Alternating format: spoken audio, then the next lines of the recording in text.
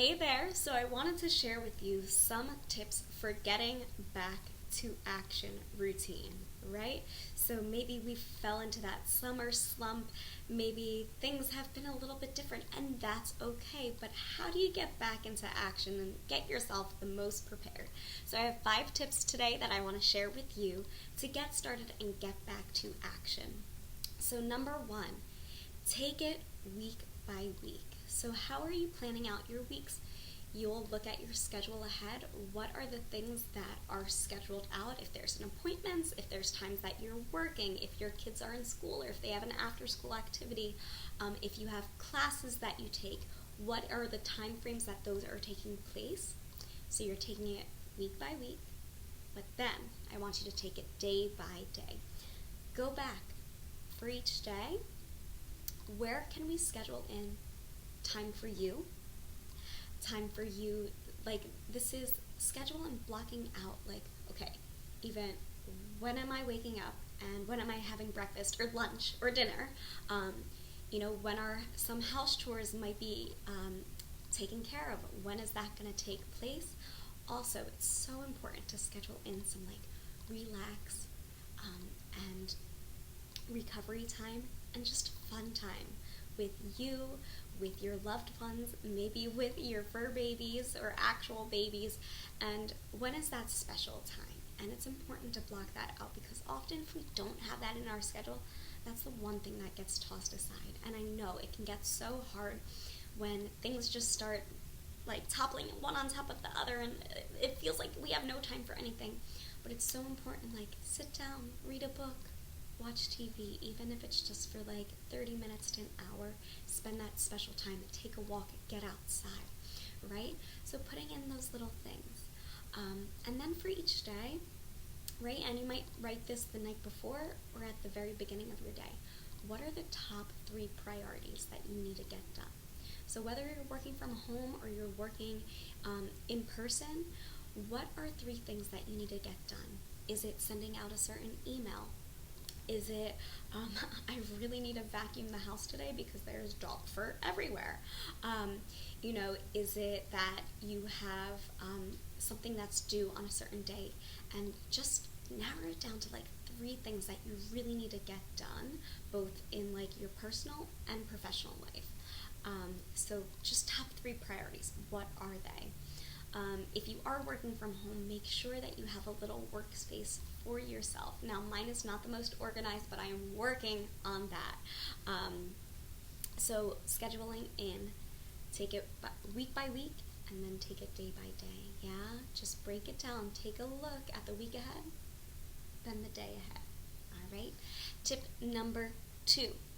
So, can you challenge yourself? Because chances are you're going to have to wake up a little bit earlier than normal. Can you just schedule yourself a couple days, even a week before you start back into your routine? Can you wake up 30 minutes earlier? Even if you start with like 15-minute increments, 15 minutes, 30 minutes, 45 minutes, an hour earlier, and then you're just building yourself back up to getting used to waking up earlier. And then what can you fit in that time frame? Can you meditate?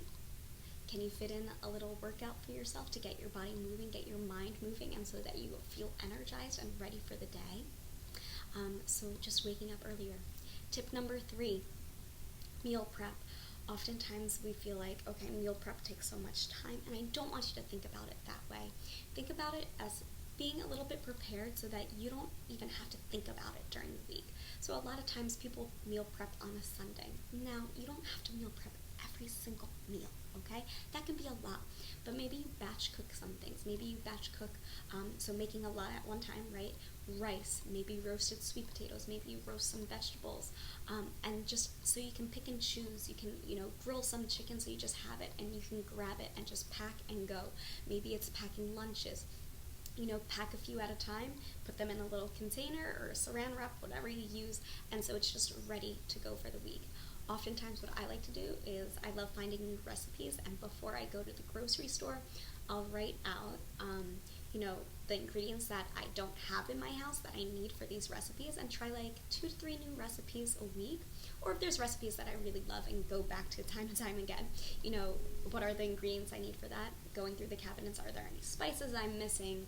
Am I out of some meats? Am I out of some fresh fruit? What do I need? So like, go into the grocery store, have a list, get in, get out, and just plan a little bit ahead.